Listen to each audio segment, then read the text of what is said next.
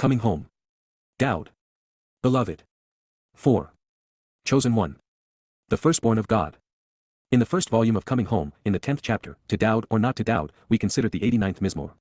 This is the psalm where Yahowah restates that Dowd is his firstborn son. So now, having listened to the haunting melodious chords of the Song of Matzah leading to Bikurim, I'd like to share how this occurred by returning to Dowd's song. And while the answer that it boldly asserts regarding Dowd being Yah's firstborn is presented in the 27th refrain, its resonance is not only enhanced when heard from the beginning, based upon what we have just learned, this may take your breath away. As you read this Mizmor, your appreciation for it may be enhanced knowing that it is Dowd's song and it serves as the cornerstone of the covenant and of Yahowah's home on earth. It was written the same year it was set in place, the 60th Babel year of 3000 Yah/968 BCE, 3 to 4 years after the conclusion of the first of Dowd's 3 lives. The 89th Psalm is the epitome of divine prose, perhaps the single greatest piece of literature ever written. A poem of insights to contemplate and comprehend, maskil, the lyrics to a song written to convey important ideas worthy of thoughtful consideration, a compound of ma, to ponder the important questions regarding sakal, being circumspect and prudent, gaining insights and prospering from them, paying attention to understand while learning to comprehend, regarding, la, through, the constant and eternal, productive and established, ithan, steadfast, steady, profuse, continuous, permanent, perpetual, and enduring, one who is the beloved as the native-born strong arm, ha-ezraki, the cherished one arising from the land who is prepared for battle by being properly girded, from Izrak, strong arm and Chabab, the beloved and valued. Mizmor/Psalm 89, Dedication. I have chosen to sing, SHYR, about the loyal love, steadfast devotion, enduring favoritism, and genuine mercy, chesed, of Yahowah, Yahowah, doing so forever, Aulam, on behalf of, La, all generations throughout time, Dower wa Dower. With my mouth, Ba-pe-eni, I will make known, Yada, I will respect and reveal, demonstrating that I am familiar with, acknowledge, accept, and appreciate, your trustworthiness and dependability, Imuna Ada, your honesty and reliability, your steadfast commitment to the truth. Mizmor/Psalm 89 verse 1. Yes, indeed, KY, it is surely true that, I say, Amar, I express in words, declaring, and intending to say, now and forevermore, Aulam, the spiritual realm of the heavens, Shemaim, the abode of God in the 7th dimension, was established and is continually built to procreate a restored, prosperous, and productive family, Bana, was conceived and is constructed as a home to raise and fortify children, Nifel imperfect, on love and devotion, kindness and generosity, chesed, affection and supportive benefits. You have fashioned and formed it to manifest within it, kun ba-hem, you have established and prepared for it, Hifel imperfect, your authentic character, your trustworthiness and reliability, Imuna Ada, your validity and honesty, your dependability and steadfast commitment to the truth. Mizmor/lyrics to sing/Psalm 89 verse 2. Switching now to Yahowah's voice as he speaks of his son. I have established, cutting through separation, I have created, making a resolution by cutting off, as is the case with circumcision, a solemn agreement between parties with stipulations, responsibilities, and benefits, the Berith covenant for the family and home, Berith, the family-oriented relationship agreement which brings individuals together with action, commitment, and engagement in accordance with the stipulations required of both parties to the agreement, through my Backer chosen one, La Backer any, on behalf of and for the individual I have personally decided upon, having preferred and selected under the auspices of free will, the one I favor for a special relationship and affection, from Bahar, to choose and decide and back on, to test, examine, and scrutinize. I have sworn an oath, and I will affirm this promise 7 times over, Shabat, I have made a binding commitment and I will always uphold the truth of this vow, Nifel perfect, to Dowd, La Dowd, concerning the beloved, from Dowd, the one who is loved and who loves in return, my Ebed authorized agent and co-worker who serves on my behalf, Ebed Beni, my co-worker, associate, and servant, from Chabad, to work. Mizmor/Psalm 89 verse 3. According to God, and he's in the best position to know, a person can accept Dowd as the individual Yahowah chose to work alongside to establish his covenant family or die apart from him and it. And since all 5 benefits of the Berith are offered through the first 3 Moedim, Pesach, Matzah, and Bikurim, this means that Dowd fulfilled them. This is the end of the line for alternative views. There is no quarter here for the likes of Peter and Paul, Akiba and Maimonides, or for a New Testament and Talmud. Yahowah's plan and players are as presented in the books bearing Yahowah's name and nowhere else apart from the Torah, Nabi, Wa Mizmor. Should you wish to argue against the message Yahowah and I are sharing with you, it will come at the cost of your soul.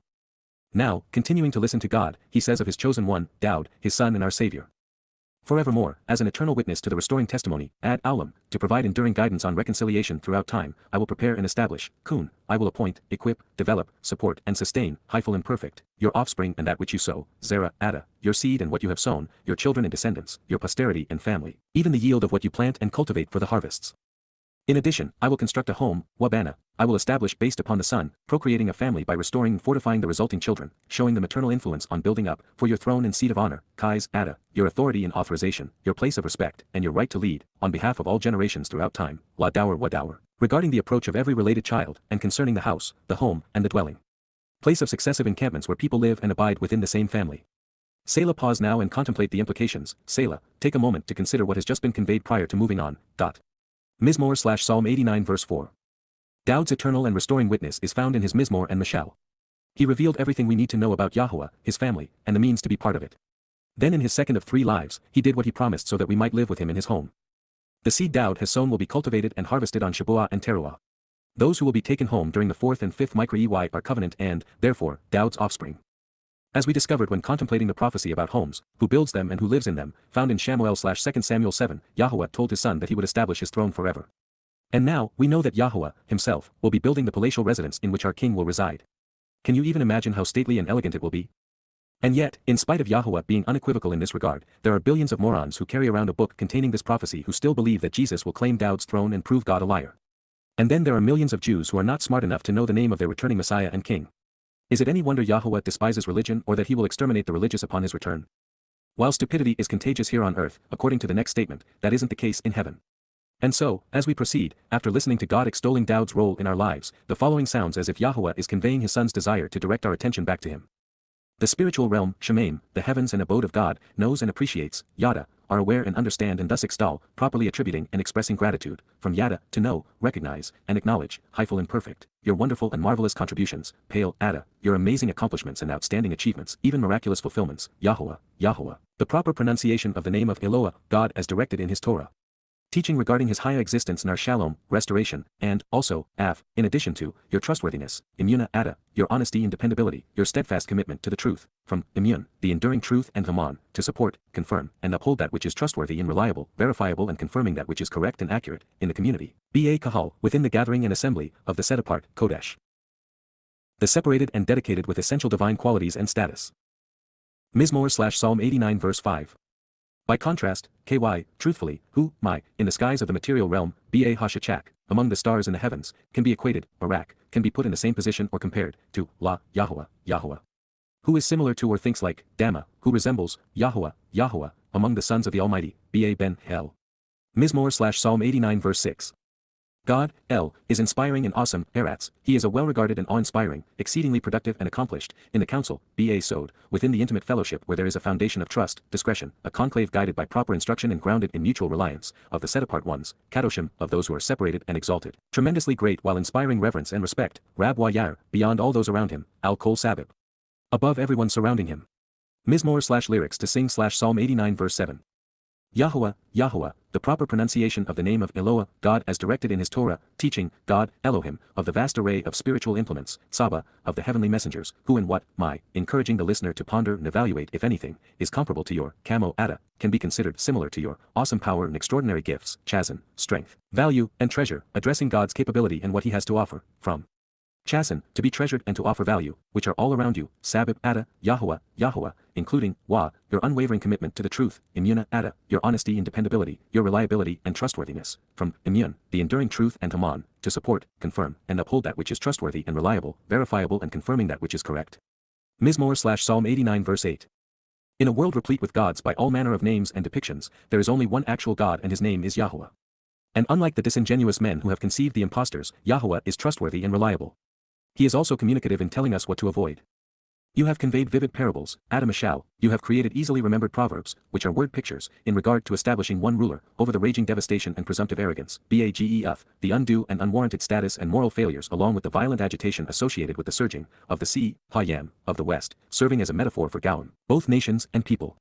When its turbulent and surging waves rise up in deceit, Ba Nasa/Nashak Galhu, when its stormy conditions and strong currents which are contaminated with biological excrement and defiling human dung are roused using clever trickery to craft delusions, you expose them and stop them, Ada Shabakhem, you assert what is factually accurate about them, stilling them. Mizmor/Psalm 89 verse 9.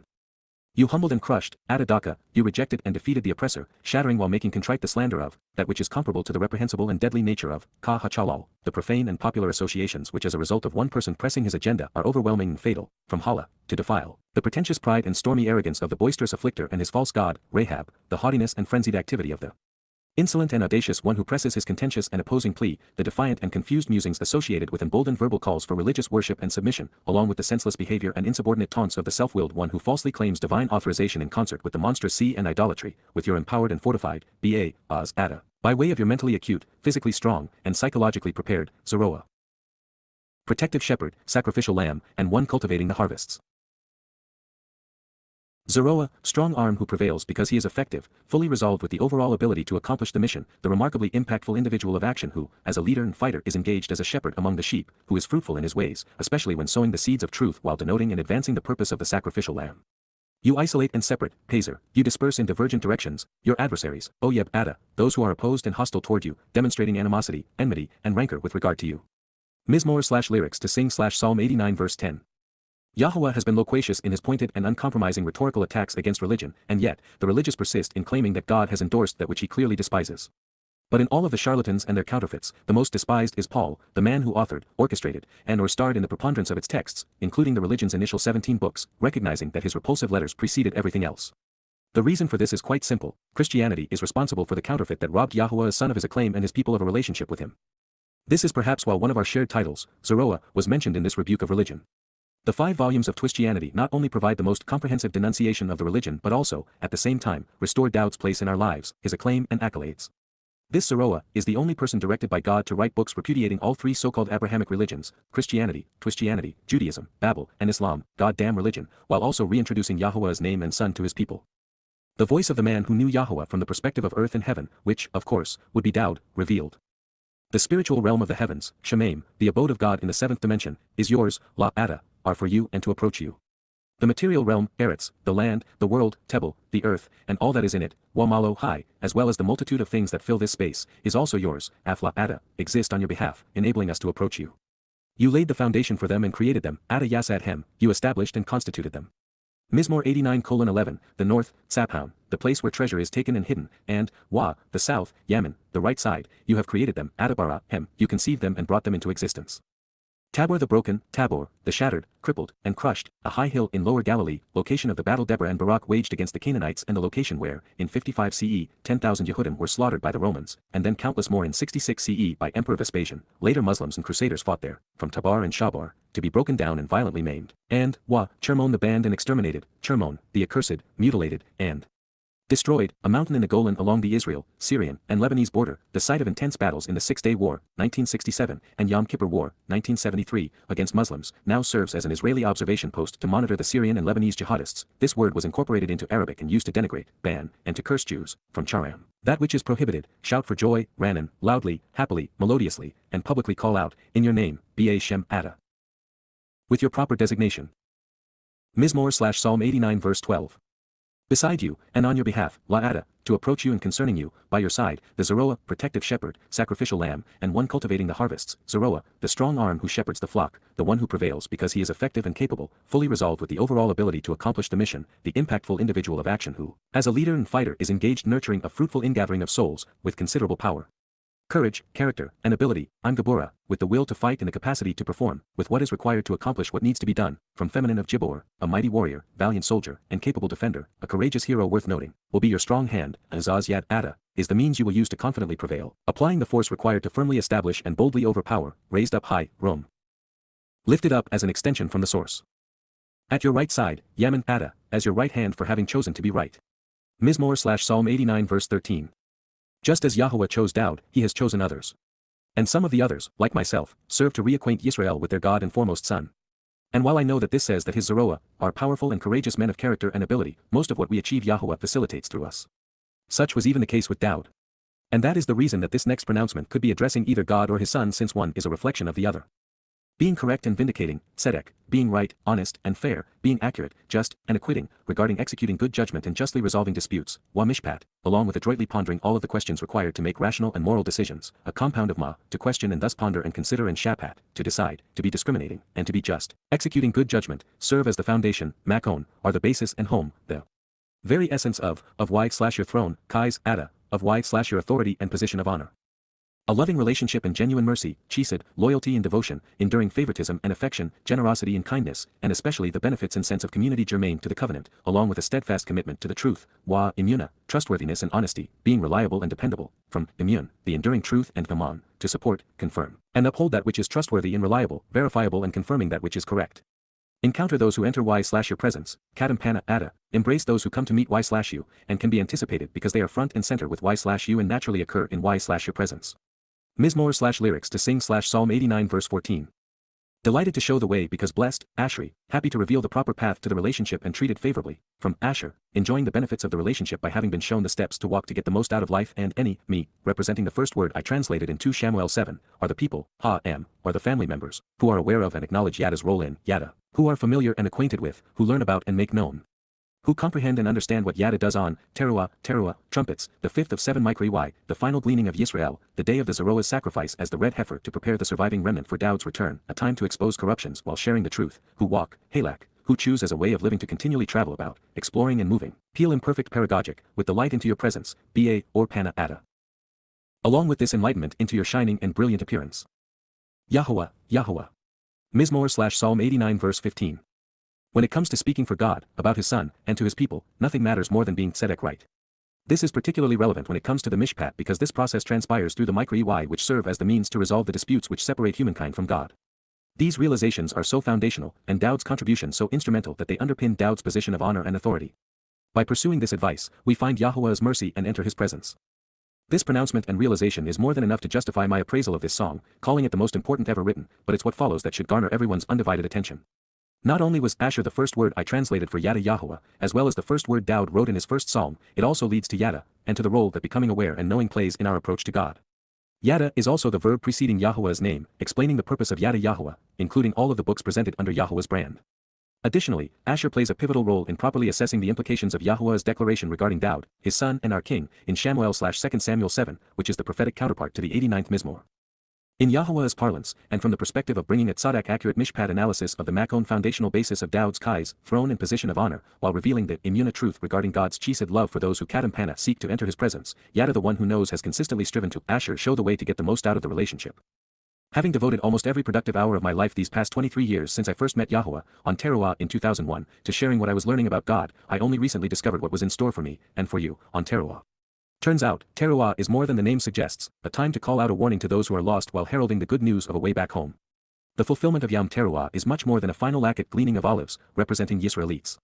And yet, even this is Yada's responsibility because, as the final Zeroah, he is God's chosen implement to cultivate this ingathering. He, coordinating with the Ruach Kodesh, will arrange after sunset at the beginning of the Shabat on Friday evening, September 23, 2033/6000 Yah stream of light from earth to heaven transporting all of the most recent additions to the covenant family. But that is not the half of it because this same night Yada will be culling the olives, determining which are to be gleaned and which will remain as a mortal remnant deliberately left behind for the Kippurim homecoming, now just 10 days away. However, since the determining factor on who is included in the eternal ingathering and who remains mortal is acceptance of the conditions of the berith and attendance at the Moedim, those left behind will all be inadequately prepared to survive Yahowah's arrival. So, to resolve this problem and cleanse the mortal remnant of their religious and political guilt, Yahowah has arranged for Yada to offer his life in exchange for theirs, so that they might live to witness the homecoming. This sacrifice, known as the red heifer, is presented initially in the 19th chapter of Bamidbar/Numbers in the Torah.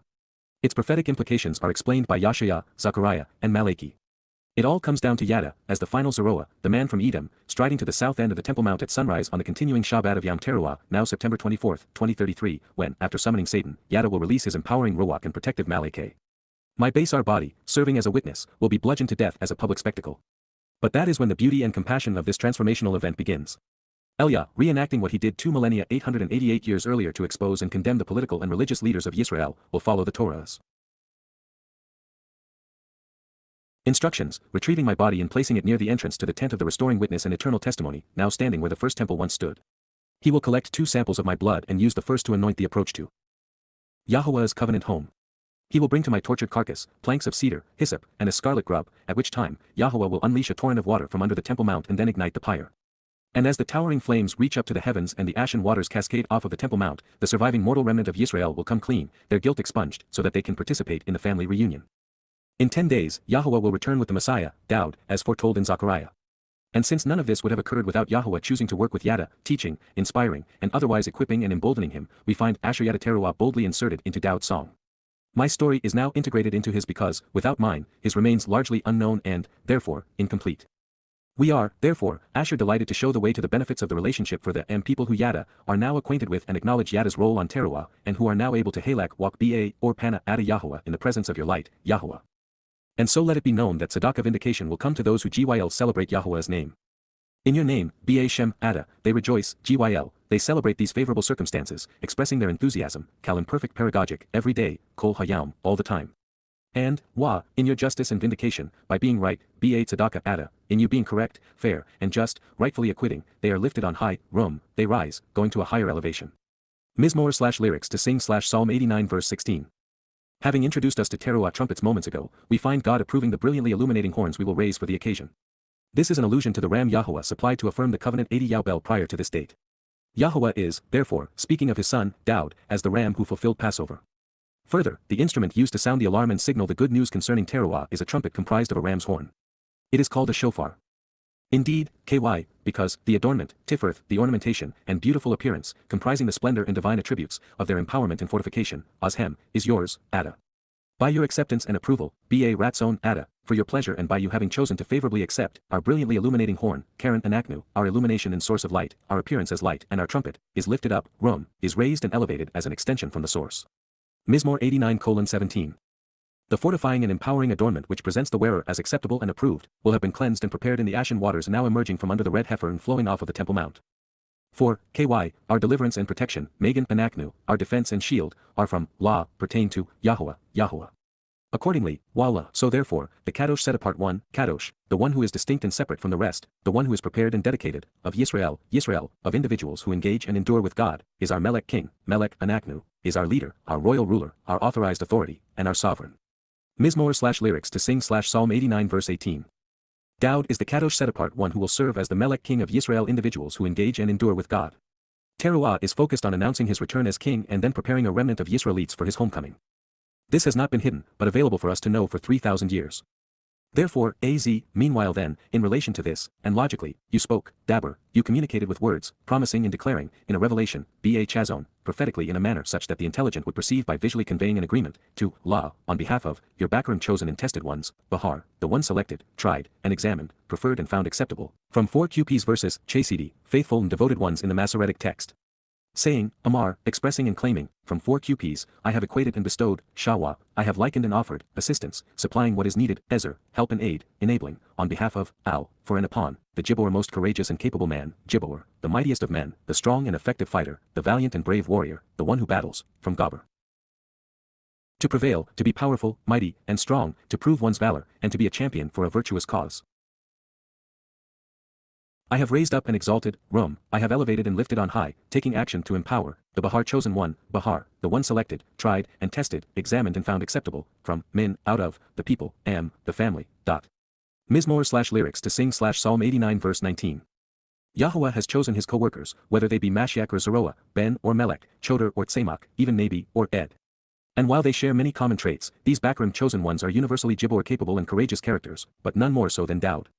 Yahowah always Ezer provided what was needed to help them accomplish the mission. While religious and political tyrants prefer the meek because they are readily subjugated, Yahowah prefers Gibbor the mightiest of men. We either fight for what is right, or he will find another who will. This continues to be in Yahowah's voice as God speaks lovingly about his favorite and firstborn son and anointed Messiah. I discovered and then made known, Matzah, I located, found, revealed, exposed, encountered, and experienced, then sought to reap the benefit by inspiring, Dowd, the beloved, from Dowd, the one who is loved and who loves in return, my Ebed co-worker, Ebed Eni, my authorized agent who works on my behalf, from Abad, to work. Out of, Min, from, 1 QPs 4, Shemen Kodesh Eni my set-apart oil, Shemen Kodesh Eni, my separating, devoting, and preparing olive oil I have dedicated him to service, I have Mashach anointed him, Mashach who, I have applied the oil, dedicating him to my purpose, the actionable basis of and thus the process of becoming the Mashiach Messiah, Mizmor 89:20, so that, to show the way to the benefits of the relationship, Asher, to reveal the path to walk to get the most out of life, my hand, Yad Eni, my influence and ability to act, will be established and steadfast, Kun, will be authenticated and sustained, made ready and prepared, be unwavering and persistent, with you, I'm Ada, in association with you, for QPs changes him to you, dot. Mizmor/lyrics to sing/Psalm 89 verse 21 in part.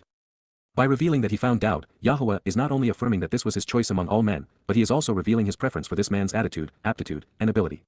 This means that Yahowah is pleased when we strive to be like Dowd. It also means that God retains the prerogative to select those he invites into his presence and family. By stating that he made Dowd known to us, Yahowah is taking credit for the accounts of his life and copies of his psalms that have been made available for us to read 3,000 years after they were chronicled and composed. No other 11th century BCE life is as contemporaneously or voluminously documented. Therefore, those who do not know why his life matters should be asking themselves why this is so. Why did God intervene in human affairs in this way, at this time, in this place, and for this man? We find more written about and by Dowd than we can process in a lifetime, preserved in the original language, verified and proven credible through prophecy, conscientiously maintained, and even extant among the Dead Sea Scrolls, parchment sealed in ceramics found less than 20 miles from where they were first composed. By reaffirming that Dowd exists as his Ebaid co-worker, God is giving us the opportunity to understand what he values and wants to accomplish. All we have to do is examine his lives and consider his lyrics, and we can reap the benefits. And this begins by acknowledging that father and son work together to provide the covenant's benefits by fulfilling Pesach, Matzah, and Bikurim. Following Dowd's example, we know that Yahowah wants us to call him by name and then relate to him as we would a loving father. He wants us to listen to and learn from him, to share what we have come to know, to become part of his family, to appreciate what he values, and to oppose what he disdains, fighting to protect his people while striving to be right. God is attracted to intellect and character, passion and reliability, to those who are not afraid to tell the truth, even when it isn't popular. Further, by referring to Dowd as the one who works on my behalf, Yahowah is reaffirming his predilection to accomplish what needs to be done with us and through us rather than alone. This remarkable fact reinforces his commitment to empower and enrich his children by being personally involved in our lives. It is why I've been afforded this opportunity to write these books to call God's people home. On this occasion, Yahowah is announcing that he did something remarkable for Dowd that he has not done for anyone else. Out of my set-apart oil, I have anointed him. Should this be the oil of enlightenment, longevity, healing, protection, nourishment, or preparation for service, may you and I benefit from future allocations of it. And may we capitalize upon it with all of the passion and courage Dowd manifested. That said, the Shemen Kodesh Eni my set-apart anointing oil isn't describing the application of olive oil on Dowd, although this occurred at Yahowah's direction 3 times. It actually speaks of Dowd being immersed in the Ruach Kodesh set-apart spirit when he was initially introduced by Yahowah as his Mashiach anointed Messiah at 8 years of age. In conjunction with God explaining that his criteria for determining who he prefers differs markedly from mankind's, Yahowah explained the process of anointing Dowd in conjunction with being immersed in the Ruach, our spiritual mother, causing Dowd to be God's son. There is one thing we should never do, and that is ignore what God has done, or worse, try to take it from this man and give it to another. Yahowah chose to personally anoint Dowd his Mashiach Messiah. It was God's decision, and we should respect it, appreciate it, accept and embrace it, capitalizing upon it by reading his 119th Mizmor, his magnum opus on how to properly observe Yahowah's Torah teaching on these matters. Beyond the fact that this decision was Yahowah's, and without him, we don't even exist, he didn't actually do this for Dowd's benefit but, instead, for ours. By preparing the Messiah to serve in this way, God's influence in our lives was established and authenticated, becoming as steadfast and unwavering as the lyrics of this and every Mizmor affirm. The Torah is the map, and Dowd is the guide. We have long since come to realize that Yahowah chose a shepherd to serve as his Zeroath sacrificial lamb. He would protect God's flock while laying down his life to save his sheep. It is the greatest gift ever offered. Those who capitalize upon what father and son have accomplished live forever, are perfected and then are adopted into God's covenant family. In addition, even more, Eni Zeroah, my protective shepherd, strong arm, and sacrificial lamb, Zeroah Eni, my productive ram who shepherds the flock, who prevails because he is effective and strong, fully resolved with the overall ability to accomplish the mission, my remarkably important and impactful individual of action who, as a leader and fighter, is engaged to guide my sheep, who is fruitful in his ways, especially when sowing the seeds for the harvests while denoting and advancing the purpose of the harvests, will empower and embolden you, strengthening you, while enabling your growth, Amitz Ada, will help you grow, elevating your status, reinforcing and establishing you with the determination to persist and be courageous, for QPs corrects him to you. Mizmor/lyrics to sing/Psalm 89 verse 21. God could not have made this any more obvious. There is no need to interpret the text, extrapolate a conclusion, or speculate on the meaning. The Bahar chosen one from among the people, the anointed Mashiach Messiah, the Son of God, the man Yahowah raised and exalted to work with him, the very hand of God and his Zeroah, protective shepherd and sacrificial lamb, has a name, Dowd. For those willing to listen and engage, his lives and lyrics will, Amitz Ada, help you grow, empowering and emboldening you. For God's sake and yours, if you haven't already done so, it's well past time that the world accepts Dowd's special place with God. If anyone holds the keys to heaven, it is this man. It is his home and his family as well as his father's, and it is his throne and his kingdom which will exist therein, forevermore. He opened the door and made it possible for us to enter. His are the greatest lives ever lived and the greatest gifts ever given. But never lose sight of the fact that there are 3 Zeroah, beginning with Mos and concluding with Yada. Mos served as the strong arm of God and protective shepherd in emancipating the Yisraelites from slavery. Dowd was the sacrificial lamb fulfilling Pesach. And Yada is the Zeroah, cultivating the Shabat and Towrah harvests. I share this now because there may be a shift from one Zeroah to the next as we press forward. And in this regard, as we continue to sing Dowd's song, there is a slightly different order of things found within the Qumran parchments as opposed to the Masoretic text. Psalm 89 verse 25 follows Mizmor 89:21 in the DSS. Further, his hand becomes my hand and my right side in 4 QPs. Therefore, after affirming that Dowd is the Zeroah sacrificial lamb, God shares a picture with us that I did not fully appreciate until this moment. As such, I will place, I will appoint, direct, set, and establish, my hand, Yad Eni, my influence, from 4 QPs whereas the MT read his hand, into, BA, within and over, the sea, Yam, the oceans, a metaphor for Gowan, and my right side, Yam and Eni, my right hand, adjacent to flowing waters, Wa Ba Hanahar, over the rivers and among the places water flows. Mizmor/Psalm 89:22-25 reposition based on the Dead Sea Scrolls. The flowing waters that matter at this time are those emerging from inside Moriah and beneath the sacrificial offering of the red heifer. For this to be on God's right side, he will be facing south, overlooking the ridgeline of Zion and the city of Dowd. It would then be his left hand over the Dead Sea, bringing it back to life as it fills with the cleansing and fresh waters cascading off of the Temple Mount. Recognizing that Yahowah has already disclosed that Dowd is the Yad, hand, of God, the Almighty's positioning is temporary. At this very moment, his son's Basar herald, this man from Edom who has served as the red heifer to prepare his people, is vital to the proceedings. So Yahowah has his hand over my sacrificial offering while looking toward his son, knowing how this will prepare Yisrael for the reign of their king. But more than this, through the towering flames and cleansing waters, the adversary will be singed and then dissolved like the wicked witch of Oz. There will be no denying Dowd, now the King of Kings. Satan will have met his match. The adversary, Oyeb, the hostile opposition, the enemy, the one with animosity, enmity, and rancor, masculine singular, will not outwit or nullify him, Shoah, Ba who will not negate his value or annul his position or purpose. And, Wah, the son of evil, Ben, Allah, the awful child of wickedness, the prodigy of malice and injustice, the seed of the one who is wrong, harmful, and damaging, from Abel, transliterated evil in the Masoretic text, the evil one, who by being wrong deviates from the truth by perverting, twisting, and corrupting that which is correct, masculine singular, will not deny him or denigrate him because he will have no answer for him, lo, Anahu, he will not silence him or stop him, will not negate his answers or nullify his responsive declarations, Peel imperfect energic none, the son of evil will not be allowed to continue his assault on Dowd. Mizmor/lyrics to sing/Psalm 89 verse 22. Shoah wasn't chosen by happenstance, nor was Allah. Shoah is used in the third statement Yahowah etched in stone to say that he would not forgive anyone who sought to nullify or negate the value of his name. He's not going to allow Satan to denigrate or silence Dowd either. This is an important lesson because it means that God is as protective of his name and reputation as he is of his sons. An attack on one is an assault on the other. To degrade the son by failing to acknowledge what he has sacrificed to save Yisrael or to replace him with a worthless counterfeit, as is the case with Judaism and Christianity, is to garner his father's wrath. As for Allah, it was used in Habakkuk 2 verse 12 to reveal that Shayol Paul, the plague of death, would build an evil edifice. Therefore, Yahowah is tying each of these clues together for us so that we might understand Satan's desire to degrade Yahowah as chosen. God does not want us fooled into denying or trivializing the Zeroah or Mashiach. While the adversary, as Ha-Satan, is singular, as is his prodigy, the son of evil, when working together as they did to conceive Christianity, they become, Zari, adversarial foes. Beyond this, to the best of my knowledge, there are only three prominent individuals who claim to speak for God while admitting to being demon-possessed, the people's choice, King Shayol Saul, the wannabe apostle and false prophet, Shayol Paul, and the self-acclaimed messenger of God, Muhammad. However, since the plague of death was explicitly named Shayol in Habakkuk, it doesn't take a genius to ascertain which of these nefarious fellows earned the title, son of evil.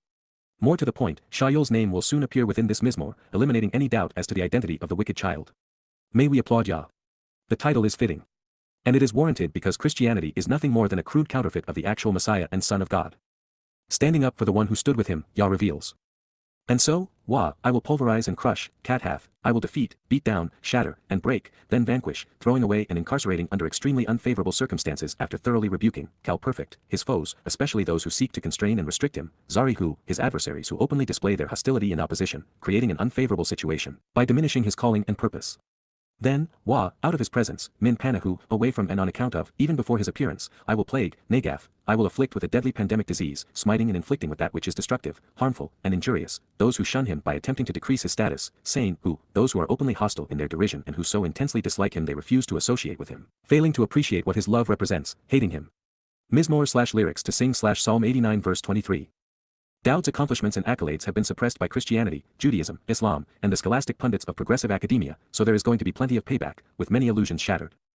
Therefore, Wah, my steadfast commitment to the truth, Imuna Eni, my trustworthiness and unrelenting honesty, the realization that I am reliable and dependable, unchanging and without contradiction, from Immun, my enduring truth and Haman, my support and willingness to confirm and uphold that which is trustworthy, consistent, and verifiable and my continuing commitment to confirm that which is correct and accurate, and, Wah, my unwavering love, determined devotion, and enduring favoritism and ongoing affection, Chisat Eni, my commitment to a loving relationship, to generosity and kindness, in addition to the continuation of my merciful benefits, are with him, I'm who, mark my association with him and are implied in my relationship with him.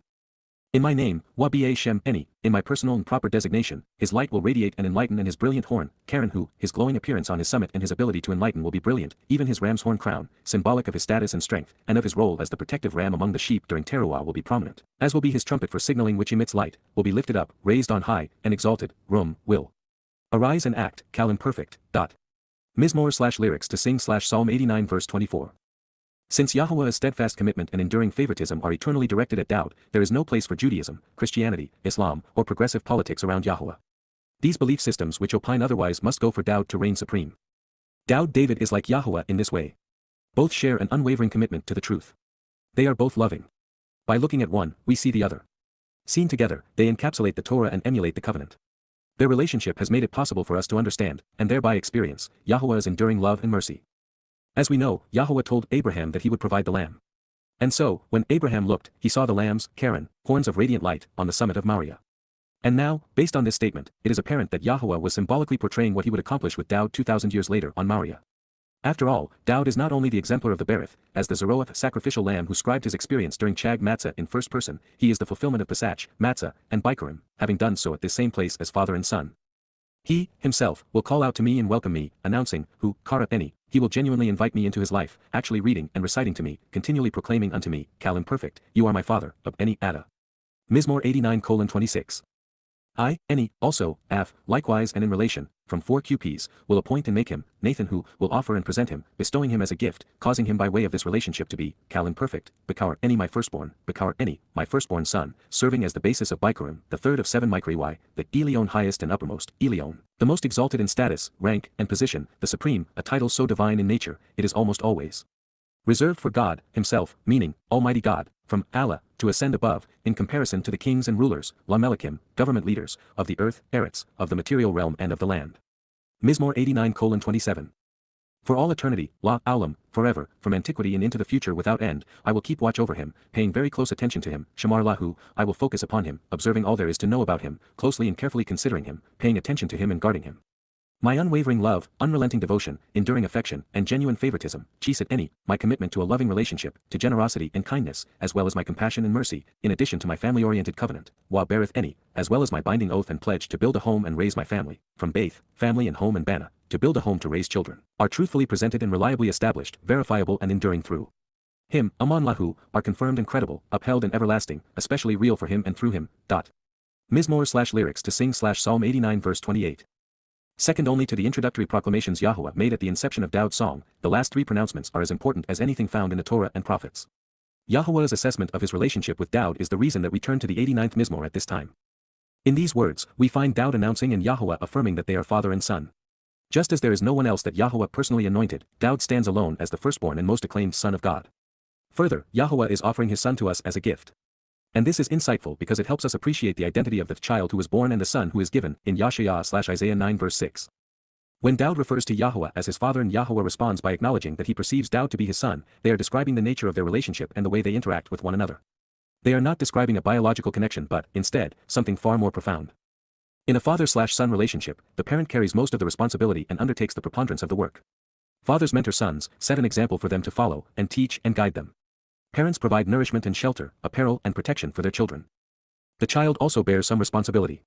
They must learn and accept the house rules and contribute to the family in some way once they are able. It's even better when sons respect their father and are appreciative, and it's best when they are able to advance the family business. And in this regard, Dowd was the perfect son. These are among the reasons Dowd earned the distinction of being called Yahowah's Bakar firstborn. With this honor came the right to wear his father's crown and share his throne. He would also inherit the birthright of a royal firstborn. But there was a great deal of mutuality in their relationship. With the Mikri existing to advance the rewards of the covenant, by fulfilling Pesach and Matzah, Dowd became the best suited individual to exemplify the benefits of Bikurim firstborn children. The most illuminating term in this pronouncement is Elion. When it is used throughout the Torah, it is addressing Almighty God. So, if we are to trust the Torah's definition, as is well advised, then Yahowah is presenting his son as God. While this would normally be shocking, it actually isn't in this context. By design, sons are supposed to grow up and become like their fathers. And when it comes to this family, the benefits of the covenant, which Dowd helped provide by fulfilling the Mikri, are specifically designed to make us more like God, enriching, empowering, and enlightening us. Moreover, as we transition from the material to the spiritual realm, we grow exponentially in dimensions, going from 3 to 7, which is an infinite increase 4 times over. Also, as we approach the conclusion of this Mizmor, Yahowah will tell us that Dowd will become as brilliant as the sun in his presence, with myself as the moon forever reflecting his brilliance. So, based upon all of this, we would be well served to read Elion as Almighty God. And so as not to risk shortchanging God's Son, then he is the Elion highest and uppermost. This means that it is long past time to silence the foolish religious rhetoric praising the likes of Jesus, Peter, Paul, Akiba, Muhammad, Allah, or Maimonides. They are reprehensible scum. Dowd's status with God is as God, and that is never going to change. We have Yahowah's word on it. He will continue to focus on his son throughout eternity, as will those blessed to be in his presence. Yahowah's statement speaks volumes. He is declaring for all of us to read that his love, affection, and mercy are best demonstrated and understood when we consider his relationship with Dowd. Further, the covenant is most accurately presented, affirmed, fulfilled, and verified when we examine Dowd's participation via his lives and lyrics. In this profound pronouncement spoken by the Creator about the man he deems to be the best among us, it all begins with Kara. Father and Son have invited us into the covenant family. We have been called out of this world so that we can be welcomed in heaven. By reading and reciting the Word of God, we find Father and Son summoning us to their side. When we capitalize on what Father and Son have done through the YYV to deliver the benefits of the covenant, we grow exponentially. Dowd has shown us the way and made it possible for us to follow him. To be counted among God's children, we are advised to do as our exemplar has done, boldly stating to Yahowah, "You are my Father." And while there will be only one Bakar firstborn son, one Elion highest and uppermost, and only one Melech Eretz king of the earth, we can all accept the conditions of the Berith and attend the YYV and become children in God's family. Without question, Yahowah will remain attuned to Dowd, even throughout eternity, because he loves him as a father loves a son. God said, "Chisat eni wa berith eni amon lahu, my unwavering love, unrelenting devotion, and enduring mercy are truthfully presented and will reliably endure with him as part of my covenant family." Even when they act up, parents seldom tire of their children. And when children grow up to devote themselves to the betterment of the family, when they go about their father's business, every moment is a cause for celebration. This is not only why we have children, it is why we exist. And God's relationship with his firstborn was exemplary. According to God, Dowd is the most interesting man in the world. We devalue him and Yah's relationship with him at our peril. By contrast, if we do as Yahowah does, and, Shamar, closely examine and carefully consider Dowd's every word and deed, we will follow him to heaven. Dowd's most distinguishing and relevant title, Son of God, as affirmed here and elsewhere, is the one rabbis most aggressively deny, creating yet another obstacle precluding Yehudim from coming home. Christians counterfeit it and Allah claims that he has no interest in a son, preferring slaves willing to kill for him. And speaking of titles, Dowd's second most important designation isn't Messiah or King but, instead, Zeroah, sacrificial lamb. This descriptive moniker is based upon the verb zera, which speaks of sowing seeds which take root and grow, producing a productive harvest when properly cultivated. In Dowd's case, he fulfilled Bikurim firstborn children, which is the first of the 3 YYV ingatherings. But beyond this, by also fulfilling Pesach and Matzah, he made the Shabuah harvest of standing grain and Towrah gleaning of olives possible. And through each, the covenant's children are born into God's family and brought home. And that is why we read, "And I will establish, Wasim, appoint and preserve, his seed, that which he sows, and the offspring he produces, Zerah, who, his posterity and descendants as well as what is yielded from the seeds he plants and cultivates for the harvest, as an eternal witness forever, La ed ad, as everlasting and enduring testimony and as evidence which serves as proof. And, Wa, his throne, Kais, who, his position and seat of honor, will be equated to the days of heaven, Kayam Shemaim, will be as time in the spiritual realm, which is everlasting." Mizmor/lyrics to sing Psalm 89 verse 29. Should anyone have misconstrued Yahowah's promise to Dowd in 2 Samuel 7 regarding his son's return as king, believing that God was speaking of mythical Jesus, but somehow forgot the counterfeit's name, this resolves that question. It also negates the legitimacy of Paul's single-seed theory upon which Christian replacement philology was based. Not only will many covenant members benefit from the 3 harvests, but the Zerah pertain to Dowd rather than the replacement player. The covenant's children are the beneficiaries of what Dowd has sown. And as such, we are his offspring, the legacy of the Katzer he has facilitated. Through the Son, the Father has produced a family. As a result, his throne and his offspring shall endure forever, as replete with time as are the days of heaven. In this regard, the reason that the Yom Shemaim are different from days are here on earth is because once our souls are free of the hindrance of physical bodies, we become more like light. No longer stuck in the ordinary flow of time, we will be liberated in the 4th dimension. We are reminded that the spiritual abode of God has a seat of honor, one with Dowd's name written upon it. Therefore, it's not just throughout the millennial kingdom that we should expect to see Dowd shepherd his flock, but throughout eternity in heaven as well. If we want to be among those with him, there are choices to be made, prior alliances to be broken and new ones to be established. Dowd, having studied Yahowah's narrative with Abraham, understood the conditions of the covenant and he chose wisely. Said another way, the Zeroah devoted the time to closely examine and carefully consider Yahowah's Torah. His 119th Mizmor/Psalm is evidence of this. In its 22:8 statement refrains, each representing one of the 22 letters in the Hebrew alphabet, Dowd explained how to properly observe the Torah. As a result, the 119th Psalm remains one of the crowning achievements of his initial life. Unfortunately, those misled by the likes of Paul, Akiba, and Muhammad will face the consequences of having chosen poorly and, in particular, Yehudim, the direct descendants of Dowd. However, if, and yet on the contrary in condition, should the situation be that, his sons, Beni who, his children, continue to forsake, ignore, or reject, Azab, they habitually neglect or abandon, depart from and disavow, Kal imperfect, my Torah teaching and guidance, Torah any, my source of instruction and direction, and, Wa, if they make a habit of failing to walk, Wa lo, halak, and do not journey, conducting their lives, Kal imperfect, according to my means to justly resolve disputes, ba mishpat any, within the parameters I've set to execute good judgment and to be discerning, a compound of ma, to ponder the implications of and shapat, making good decisions and being just, Mizmor 89:30, if, on the condition that they perpetually view my clearly communicated prescriptions for living with contempt, chukka any chalal, profaning and desecrating my conditions, dishonoring what I've enacted and constituted, kal imperfect, and further, wa. If they consistently fail to observe the instructive terms of the relationship. Mitzvah, any lo, shamar, they fail to closely examine and carefully consider the requirements of the covenant, Kal imperfect, Mizmor 89:31, then, Wah, I will hold them accountable, Pakad, I will consider all of these things and attend to them, with the measure, Ba Shebat, with the rod and scepter, of their religious rebellion and popular political revolt, Pesha, Hem, of their defiance and contrarian nature.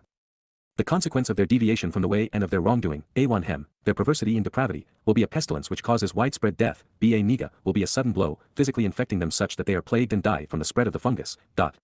Mizmor/lyrics to sing/Psalm 89 verse 32. According to God, and he's in the best position to know, souls who neglect his Torah, die. The consequence of ignoring Yah's teaching is to endure the plague of death. To reject God's guidance is to be held accountable. There is no substitute for it and no getting around it. It's the Torah or nothing, literally. Yahowah's Torah guidance provides the means to resolve disputes, specifically through Passover and unyeasted bread. Within it, we find Yah's clearly communicated prescriptions for living through Bikurim, Shabuah, and Teruah. Those who capitalize upon the harvests return to celebrate Kippurim and enjoy Sukkah, reconciled and at home. To deviate from Yahowah's Torah teaching through religious rebellion has devastating consequences, causing widespread death and destruction. Consider the fate of Jews since they last valued the Berith relationship over Judaism or prioritized Yahowah's Torah over the rabbinical Talmud. Yahowah chose Yisrael 4,000 years ago, but they have not reciprocated. This must and will change, and soon. Therefore, undoing this damage is the purpose of the Yada Yahowah series and all of the books bearing the Yahowah brand.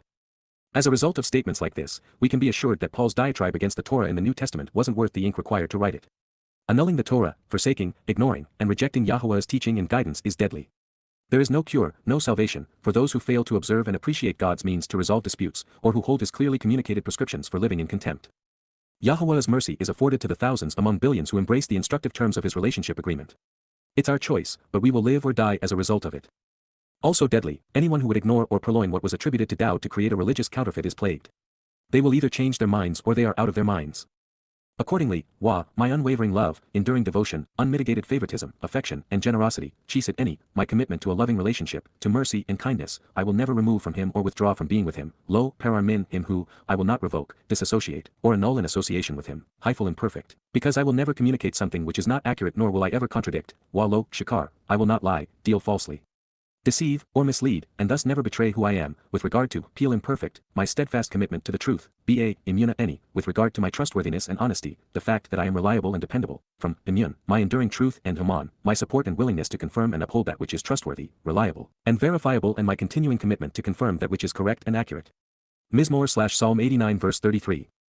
I will never dishonor or betray, nor will I poke holes in, lo, chalal, I will never defile by treating as if it were common, and thus not uniquely special, holding in contempt, sullying or desecrating, and I will never perforate, creating loopholes which violate the nature and use of, beareth any my covenant family, beareth any, my family, my home, and my relationship agreement, nor will I ever alter, disguise, or change, walo shana, and I will never rearrange, modify, adjust, or duplicate, peel imperfect, that which has gone forth from, motza, that which at any stage of the journey has been placed on, issued and traveled from, uttered by, or exited out of, my lips, safa any, my statements, language, and speech.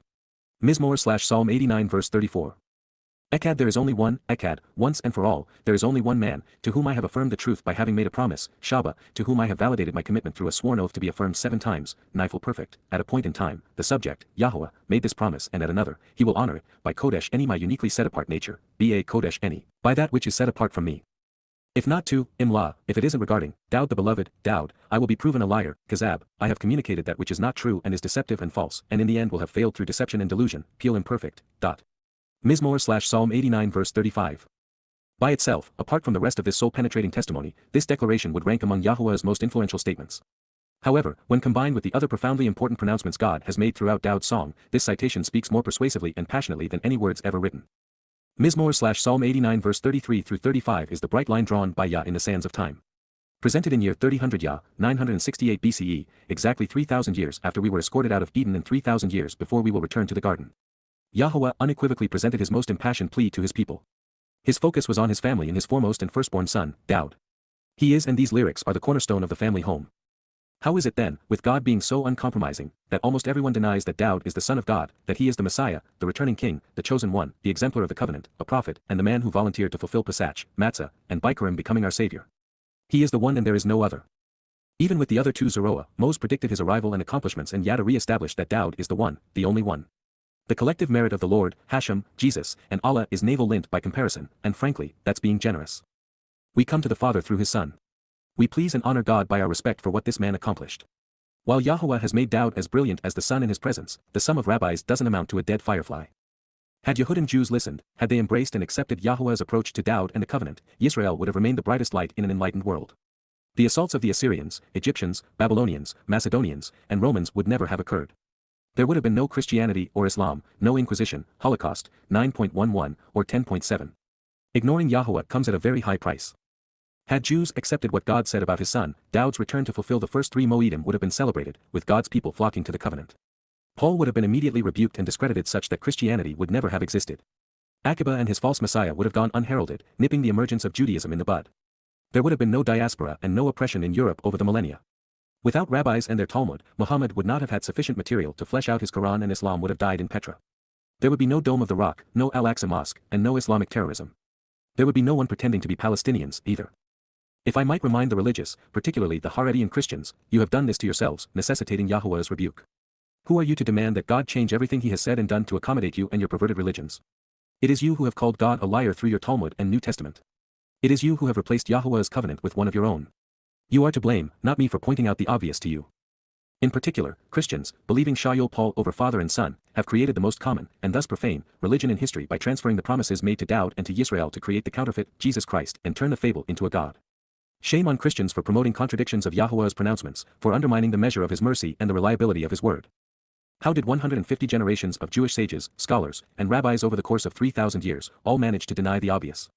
Why did they collectively and individually deprive Jews of knowing Yahowah through his son, Dowd? Why did they prevent the salvation of 100 million Jewish souls? Why isn't there a single credible Jewish sage, scholar, or rabbi on record affirming and promoting the impassioned message of father and son as narrated by God in this psalm? The survival of Yisrael and humankind, the salvation of souls, is predicated upon the words Yahowah spoke to us 3,000 years ago in the 89th Mizmor. And this bold declaration does not stand alone but is, instead, reinforced by the entirety of the Torah and prophets. It is the same wonderfully consistent and enormously loving message throughout. This is just the grand crescendo of the chorus. They made it so because father and son fulfilled the Mikra together. This is the cornerstone of the family home. Therefore, we enter Yahowah's presence and embrace God through the Son. They are inseparable and they are becoming indistinguishable. And that is why Yahowah declared that his son Dowd was Elion. It is also why his offspring and that which he sows for the harvests, Zerah, who, his descendants, his posterity, his family, and his seed, that which he propagates by having planted and cultivated, will exist and endure, Haya, have been, are, and will be, Kalim perfect, forever, La'alam, eternally throughout all time. And, Wah, his place of honor, his dignity and authority, as well as his adornment, Kais, who, his throne, seat of sovereign leadership and power, from Kais, authority and power and Kaza, to cover, clothe, and adorn, will be as, Ka, will be comparable to, brilliant as the sun, Ha-Shemesh, the sunlight, before me, Neged Eni, as my conspicuous counterpart in my presence, openly in proximity to me. Mizmor/Psalm 89 verse 36. Since it was important to God to repeat it, let's make sure we process it. Zerah is the actionable base of Zeroah, the sacrificial lamb when addressing Dowd and the one cultivating the harvests when speaking of his herald, Yada. Yahowah is not talking about seeds or fruit but, instead, saved souls. The harvest Dowd sowed was Bikurim firstborn children. And as a result of Pesach and Matzah, he cultivated the harvests of Shabuah and Teruah. The covenant's children, who are his beneficiaries, will exist forever. Having performed in this way, by fulfilling Pesach, Matzah, and Bikurim, Dowd established his place of honor before Yahowah. And while Yahowah is infinitely more energetic than the hundreds of billions of stars in the hundreds of billions of galaxies that comprise the universe he created, his beloved son, Dowd, will be as brilliant as our nearest star. It wasn't until quite recently that I realized that I, as the third Zeroah and Dowd's Basar, am being equated to the moon. And this is because my job is to reflect the sun's brilliance. Since the moon is 400 times smaller, in diameter, than the sun, and since it has no light to share apart from the sun, we can perceive Dowd's and Yada's relative positions with Yahowah. However, size isn't everything since the moon is 400 times closer to us than our nearest star. And this suggests that I will implement the king's will among his people. As for this difference in size, I say the greater, the better. Forevermore is Dowd's responsibility, while being his herald is my opportunity. Life is actually more enjoyable when opportunity exceeds responsibility, so I like my relative position. This known, I had once thought that upon Dowd's arrival, would be retired, not unlike Moses, even though I will have served 8 fewer years. And while I will get the demotion I have sought, retirement does not seem to be in the offing. Similar to Ka, in the manner of the moon, Yerich, he is established, Kun, he is appointed and prepared, trusted and set in place, Nifel imperfect third-person masculine singular, forevermore, Aulam, eternally throughout time, while serving as an enduring and reliable, truthful and dependable, YAHOWAH, being an easily verified, confident and trustworthy, loyal and nurturing, Nifel participle, witness, ed, symbol and informative source of restoring testimony, throughout the universe, Ba Hashachak, in spacetime for laughter and play. Pause now and contemplate what you have just read, Selah. Mizmor/lyrics to sing/Psalm 89 verse 37. We should not be surprised after all of this that the Son of God will be established forevermore, or that he will continually serve as a reliable and truthful witness, even that his domain has been increased from Yisrael to the universe. What is surprising is that his cohort, the one reflecting his brilliance, will serve in a similar capacity and over the same territory. So, I'll not be making vacation plans anytime soon. Since I am one to muse the implications of things, to Selah in Yahuwah's parlance, I perceive several relevant insights. As the greater luminary, Dowd is the star performer bringing us to God. However, since it's the moon that designates the timing of the mode, Yada's role is to elucidate their timing, revealing when each was and will be fulfilled. And as part of this proposition, I am responsible for explaining who is fulfilling each while conveying the purpose of doing so. Recognizing that Dowd made the Shabuah and Towrah harvests possible, my job is to cultivate what my king has sown. And by doing so, I am gathering the audience that will be celebrating his homecoming. But there is one day, on Yom Teruah, where my role, at least for the moment, is on par with the Zoroas. And that is perhaps why there will be a solar eclipse during the sacrifice of the red heifer. For this tiny sliver of eternity, Yahuwah's right hand will be on me, assuring me that I have nothing to be anxious about in this regard. He has it all under control, right to the point of orchestrating an eclipse of the sun billions of years in advance of this day. Also revealing, since I will be happily relegated to second fiddle by Sukkah, 2 weeks later, on that day, the sun will project the earth's shadow over what would have been a full moon, eclipsing me at the perfect moment in time. When we come to appreciate the relationship between Dowd and Yada, the sun and the moon, we gain an appreciation for what Yahuwah was revealing during the fourth day of creation. It was then that he spoke of a greater and lesser luminary and how they would serve to define the Moedim appointed times for the restoring witnesses. Dowd fulfills the greater micro-EY while I the lesser. And together we illuminate the way Yahuwah's engagement with mankind plays out through the years. And if I may add a fourth insight, if you are among those who disrespect Dowd, preferring one of the counterfeits, or dislike me, preferring to listen to Paul, Akiba, or Muhammad, you're going to fit in better in hell than heaven. Our witness will be pervasive over time and space. And we do not like those who do not like Yehudim. We are not fond of the overtly political or religious either. We have reached the transition within the 89th Mizmor from benefit to consequence. This is the portion of Dowd's song that was alluded to in 2 Samuel 7 when Yahuwah predicted that his people would deny and denigrate his son and king. And this is a serious problem because Dowd exemplifies and represents more than one individual man. Even more than Jacob, Dowd is Yisrael. The promises made to him were made to them, from being the children of God and heirs to the covenant, to being recipients of the land. His joys and heartaches, his ongoing battles with Golim, his insights and confusion, the benefits he enjoyed in concert with the covenant and the consequences he endured when he ran afoul of it are all shared by the nation he shepherded. It was in concert with Dowd representing Yisrael, and of Yisrael's contribution to annulling the truths we have just considered, that these words were prophetically inscribed in parallel with 2 Samuel 7. After all, it is Yisrael that has. But now, you, yourselves, have refused to accept, creating a foul stench by snubbing, Zanuck, your stagnation and lack of movement has caused you to be excluded and thrown out for a time, Cal perfect, such that, you have rejected by diminishing the merit of, even spurning over time by repudiating the essence of, Ma'az, you have minimized the value of, thereby limiting your relationship with and reliance upon so as to incur a festering wound caused by dissolving every sensible connection, Cal imperfect, improperly, and on your own initiative, meddling while presumptuously passing over, unjustifiably passing right by in antipathy, somehow displeased with the affairs, and yet acting on your own initiative, thereby eliminating, hit peel stem perfect conjugation, for a time, and on their own initiative, moving right past, is the basis of Pesach and thus Passover. Ada Mashiach your Messiah, I'm Mashiach Ada. You're anointed, the one set apart and prepared to serve you. Mizmor/lyrics to sing /Psalm 89 verse 38. I told you so. And Christianity, Judaism, and Islam are the impoverished result. Poorly played religious buffoons, and to think, you were forewarned 1,000 years in advance, and yet you promoted your contrarian views, nonetheless. To have rejected Yahuwah's warning and played your religious tarot cards in a way that was far more meshugana than chutzpah. Yahuwah's phrasing and timing are impeccable. He has affirmed this profound truth so many times in ways it's befuddling that as few as 1 in a million Yehudim acknowledge Dowd or that 5 billion Christians and Muslims bequeath the Greek variation of this title to a clumsy counterfeit. After enduring 2,000 years of harassment for failing to accept Jesus as their Messiah, it turns out Jews were correct. Now it's time to take the next step and recognize the Mashiach for who he truly is so that the family can be restored. If you are a descendant of Jacob, pause now and reflect upon this. Almost everything religious and secular Jews have claimed regarding their Hashem, David, their Mashiach, the fulfillment of the Moedim, and even the current year is inaccurate, appended, and incongruent. Please get with the program and embrace what Dowd represents, and then accept the realization that he is not only HaMashiach the Messiah but also the Son of God who served as the Pesach Isle. Do not pass over him in an ill-conceived attempt to validate the pathetic and antagonistic culture of Judaism. It's time to walk away from the waters of Meribah. I understand that Yehudim have been plagued over the centuries by those who foolishly believe Jesus Christ was the Messiah. And because Christians blame Jews for killing their counterfeit, the very idea of the Messiah being the Son of God and fulfilling Pesach is disorienting. And while there never was any rational reason for a Messiah named Jesus Christ, no validity to the religion of Christianity, no justification for the New Testament, or credibility in calling oneself a Christian, there has been incalculable harm perpetrated under these delusions. And while Christianity, second only to Islam, was the most horrific and anti-Semitic fraud ever perpetrated, the truth is sweet revenge. The Messiah was here, and he is the Son of God. He not only fulfilled Pesach, Matzah, and Bikurim, one does not have to change his name or append his identity to accept any one of the many hundreds of prophecies which point to him and what he has achieved. No Easter bunny or Santa Claus required. No Shitmas tree, dead God on a stick, funny-colored eggs, or sliced ham. Although, to be fair, since Shem means name and anti means against, Judaism was actually the most anti-Semitic religion because it removed Yahuwah's name 7,000 times from his testimony in the Torah, Nabi, Wa Mizmor, while replacing it with the adversary's title, the Lord.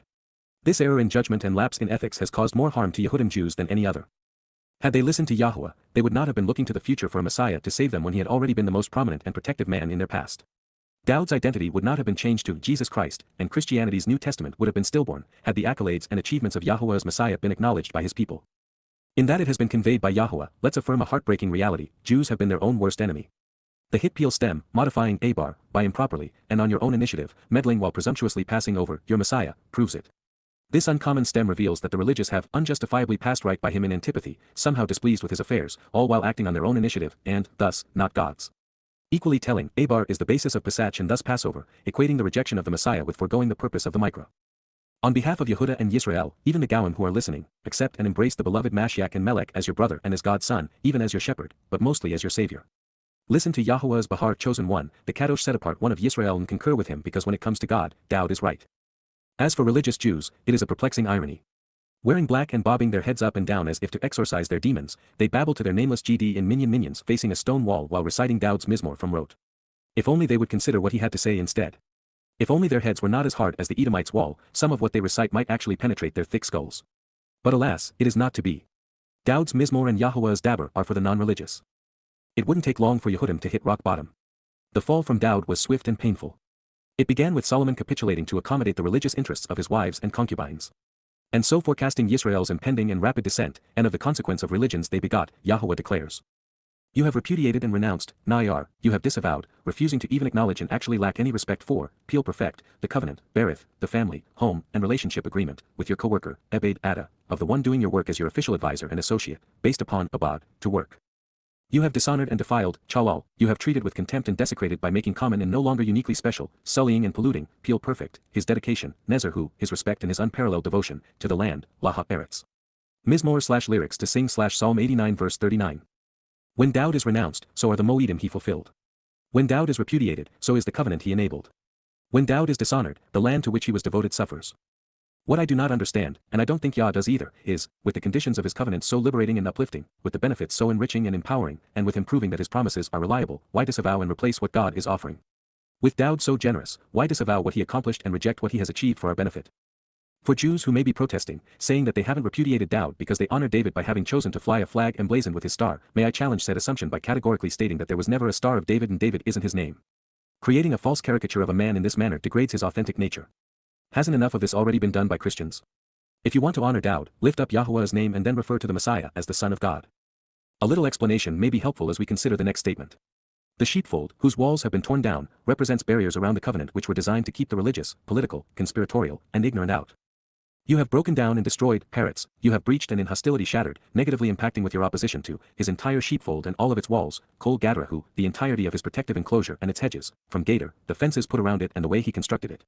You have caused, Sim, you have brought about, Cal perfect, the undoing, the degradation and destruction, Machada, the demolishing and ruination, to the point of disrepair by corrupting, from Ma, to question in Chada, what it means to miss the way, of his fortifications, Mipsarhu, of its defensive structure, from Batsar, to restrain from gathering, to cut off and make less accessible, withholding access. Mizmor/Psalm 89 verse 40. As a rebuke to every religion, Yahuwah has deliberately restricted access to his covenant, effectively keeping the religious and political out. Ignorant of or averse to the 5 instructional terms God set as his conditions for entry, men like Akiba and Paul have sought to annul the Almighty's intent while projecting their own. The Garden of Eden had walls. They were not there to keep Adam and Chawah locked inside as if they were prisoners, but, instead, to keep the rest of humankind out because the outsiders were religious and violent and did not belong. The God-protective garden enclosure of Eden great joy was, as the name implies, fun, because the curmudgeons were excluded. And as was Eden, so will be Shemaim. As was God's relationship with Dowd, so it will be with all of the covenant's children. That is why this Mizmor/Psalm is so important.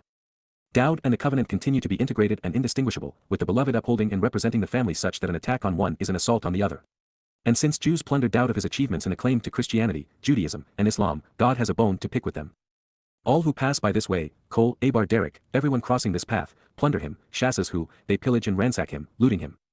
He has become, Haya, he is, scorned and abusively ridiculed, defied and upbraided, chirpa, insulted and held in contempt, even taunted by this disgraceful reproach, by those who claim some affinity with him, shaken who, by those settling in close proximity, especially nations of people existing all around it and him, even as residents and neighbors. Mizmor/lyrics to sing/Psalm 89 verse 41. Claiming to have some affinity with David is common. His name appears in the New Testament, Talmud, and Quran, although in a derogatory fashion. Similarly, Christians, Jews, and Muslims, with wholly contradictory belief systems, all claim to be Abrahamic religions even though they degrade Abraham's legacy. Alleging similar origins, their gods share nothing in common. Christians are particularly guilty, lugging around the Old Testament with this tribute to Dowd David, along with their revised one which plunders his legacy. They claim an affinity for the boy who slew the giant and who sang the 23rd Psalm, not knowing that it is Yahowah, for whose name's sake, the psalm was written. Speaking of the religious, whether they be pilgrims or refugees, crusaders or jihadists, God says, "You have lifted up and exalted, you have raised up and have sought to bring credibility and distinction to, even tried to justify, the upper hand, Yamim, the right side, condoning the orientation and good fortune, even the direction, of his foes and adversaries, especially those who try to constrain and limit him, Zar. His opponents narrowing his scope by being contentious and troubling leading to an unfavorable result. You have caused all those who demonstrate animosity and rancor toward him, Kol Oyeb, you have made the opposition totally, to be delighted, Samak, elated."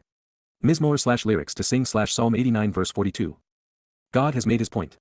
He, as you'd expect of any loving father, is annoyed by what those who falsely claim to speak for him have done to denigrate his son and to sully and deny all they accomplished together.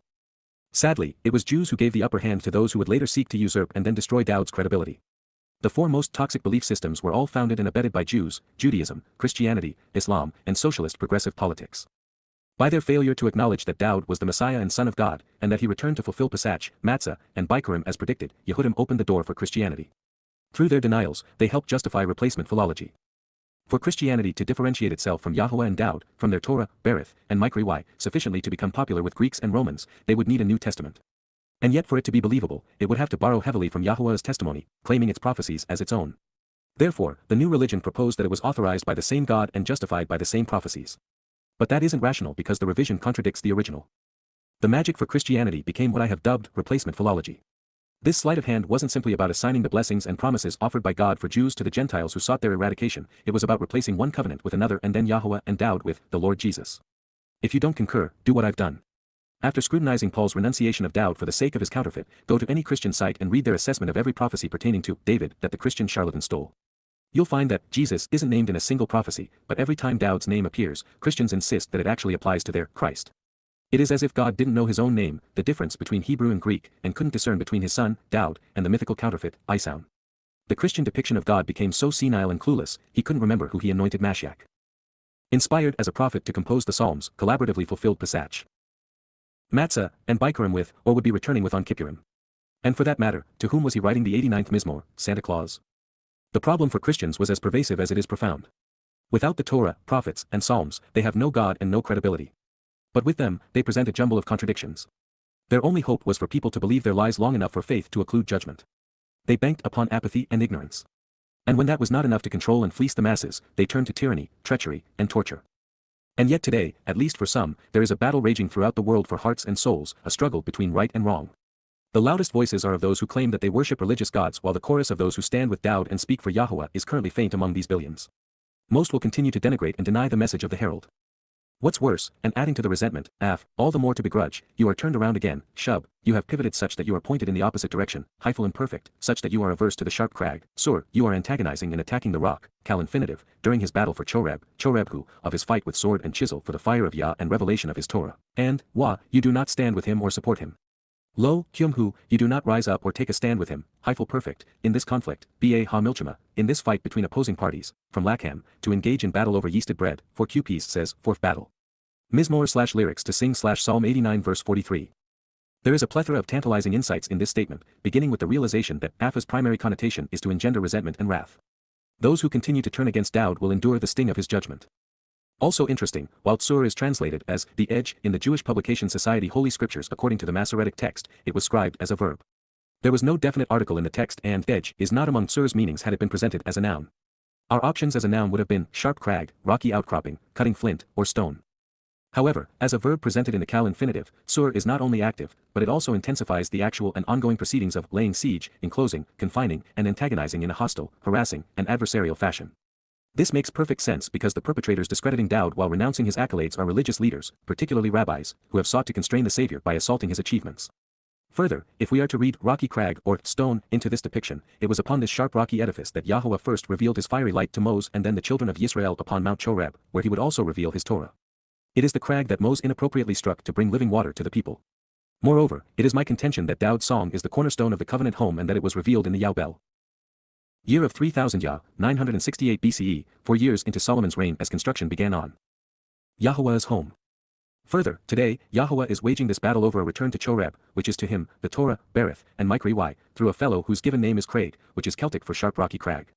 It's Yah's way of saying, I know who you are even if they do not. As I'm sure almost everyone is aware, the Hebrew name for the mountain upon which Yahowah introduced himself to Moses and then revealed the Torah is Choreb.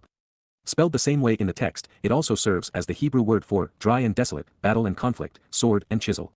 And while we can choose any definition that works within this context, we are prudent to include each that fits so as not to deprive the reader of the full intent. Moreover, just as crag conveys more than mineral, Choreb is more fluid than desolate. In this case, I see Dowd standing astride the two mountains of God, Choreb and Moriah, bringing the Torah to the heart of the land and fulfilling it in the city of Dowd. This is not only evident by the king's marvelous dissertation on the Torah's teaching in the 119th Mizmor but also by his serving as the Pesach Isle. After all, where do you think he came up with the idea? There is a battle being waged for the souls of humankind. The religious are on one side and father and son are on the other. And while Judaism and Christianity have written Yahowah and Dowd, Choreb and Moriah, the Torah and Micrei out of their story, father and son have deployed a sharp crag to bring them to Yisrael's attention. This war of words has raged for the past 3,000 years, to Dowd or not to Dowd. It is the ultimate question because where we stand with Dowd characterizes where we stand with God. With the exception of those who have come to know Yahowah and his beloved son, many, if not all, through these books, this remains true of almost everyone else. You have truncated, causing a cessation to all of the work, Shabat. You have made this like a Sabbath for doing nothing, hyphal perfect, removing and taking away from, min, his purifying brilliance and means to restore, along with his glorious status, Tahar who, his majesty and ability to renew, his clear and illuminating approach, especially the means to being purified and pronounced clean. And his position of honor, dignity, and power, Wakais, who, his throne, royal authority, and appointed status, even his brilliant adornment, you have hurled to the ground, Lamager ha Eretz, you have thrown into the dirt, tossing it from the land, Cal perfect. Mizmor/lyrics to sing/Psalm 89 verse 44. Clearly, God is disgusted. He is disappointed that the beloved Son whom he anointed as his Mashiach, the shepherd he chose to establish his covenant family, and the sacrificial lamb who opened heaven's door, has been so universally discounted and defrauded by religious Jews. They have done to Dowd what they have done to the Shabat, reducing both from a celebration of the covenant relationship to doing nothing. And in this case, by either failing to read the words Yahowah inspired in Dowd's song or failing to act upon them, the advocates of Judaism brought untold misery upon God's people. The failure of rabbis to recognize and capitalize upon what Dowd represents and has accomplished is the fulcrum upon which the Jewish people have descended when they should have ascended. They were given the opportunity to restore their relationship with Yahowah and come clean by accepting Dowd's fulfillment of Chag Matzah. They would have been welcomed back into the covenant by embracing Dowd's glorious status as the Messiah and King, Shepherd and Lamb. But the rabbis not only forewent all of this, they hurled Dowd's dignity away, tossing it to the ground. Dowd was chosen by Yahowah and anointed with his spirit at 8 years old. And from what we have discovered, his best writing and his most profound spiritual insights were distilled within these songs when his mind was young and receptive and when he was fraught with the fewest distractions. Over time, the relentless burden of being responsible for rebellious ingrates grew wearisome, as it did for Moses. And if I may speak to this, while half his age, like Moses, I was asked to spar with Israel's foes while saving Yehudim from themselves, later in life. And like Moses, I have given it my all from sunrise to sunset, doing so for what will be a quarter century in the first phase and 32 years before Dowd takes back over. By that time, I will have given my full measure of devotion, writing and saying more than all of the prophets combined. And in the end, I will offer my life so that Yisrael might live. Yahowah has always been the perfect father and a delight to serve alongside, but there is only so much that can be borne by a human body, eyes, ears, and mind. And so, while I understand that my role is to give voice to their achievements, there is a lot to know, understand, and share. And no one who knows him wants to disappoint God. There are 2 upcoming harvests, Shabuah in May 2026 at the beginning of the time of Yaakov's troubles and Towrah in September 2033 at its conclusion. Assuring that they are plentiful and productive is the current mission. As for others, you have deprived yourselves of what is required to reap the benefits of the harvest, Katsar, you are lacking what is needed by depreciating his essential essence, on the days, Yaumim, the time, when his robust presence was concealed as a young man, Alumim who, when he was vigorous and obscured, manifesting tremendous strength of character, plural, from Elam, to cloak and veil, Elam, in the past and forevermore, Elam, while young. You have covered over him, Ada Alhu, you have enveloped and clad him, enwrapping and veiling him, shamefully by diminishing his status, Busha, plundering, dishonoring, and dismissing his purpose. Take a moment and consider the implications, Selah, pause now to reflect on this. Mizmor/Psalm 89 verse 45. There is a consequence to being wrong, especially when what someone believes is in conflict with what Yahowah has made known to us. The religious cheat themselves when they deny and deprive Dowd of what rightfully belongs to him because it shortchanges what he could otherwise offer them. In this case, religious Jews are being accused of depriving themselves of what Dowd has provided such that they are not harvestable on Shabuah or Towrah. They have vigorously obscured what our Savior achieved during the fulfillment of Pesach and Matzah. They do not even acknowledge Dowd's robust presence in Jerusalem in the Babel year of 4033 CE, even though he provided them with the exact day he would enter the city as their Messiah to fulfill Passover in Daniel 9. Instead of admiring, respecting, and appreciating the Son of God and sacrificial lamb, they have veiled him in shame, disgracefully covering over what he achieved and, thereby, dishonoring him while depriving themselves. Christianity and Judaism were conceived and exist today in defiance of this declaration from God in the 89th Mizmor. And that is foolish. In the next line, the psalmist asks a rhetorical question for God's people to ponder, for which there is no good answer. God is annoyed, grieved, and anguished, he is appalled and disgusted that his beloved Son, his chosen one, the king he anointed, the shepherd he groomed, the prophet he inspired, and the lamb he deployed has been so summarily and universally discounted and counterfeited. It is not for Yah to answer this question but, instead, for us to consider why this would be so. While the interval of time being questioned would be measured in millennia, being unknown to his people for this long was counter to everything God intended. And Yahowah has done his part, making it relatively easy for those who are serious in their pursuit to know him. He has provided, and simultaneously validated, his revelation to us. Within his prophetically proven testimony we are given everything we need to know to engage in a relationship with our Father, to be invited into his home as part of his family. And, of course, all of this was tremendously enhanced by the discovery and publication of the Dead Sea Scrolls, providing us with a much earlier and more accurate rendering of the text. I know this to be true, not only because I was able to figure it out by reading, actually by more accurately translating, what the prophets had revealed, but because I was chosen. There would have been no reason for Yah to work with a Gawi if there had been a receptive Yahud. This also explains God's decision to deploy a Cowl voice, Basar herald, Ada restoring witness, and Choder secondary branch, as a Zeroah sowing and cultivating seeds for the harvest by way of a Nakar observant foreigner who would come to Yada know rather than through another Nabi prophet, as he had done before. By taking this approach, Yahowah would demonstrate to his people that since Atsura Crag was able to figure everything out based on what his previous prophets had revealed, they should have been able to do the same.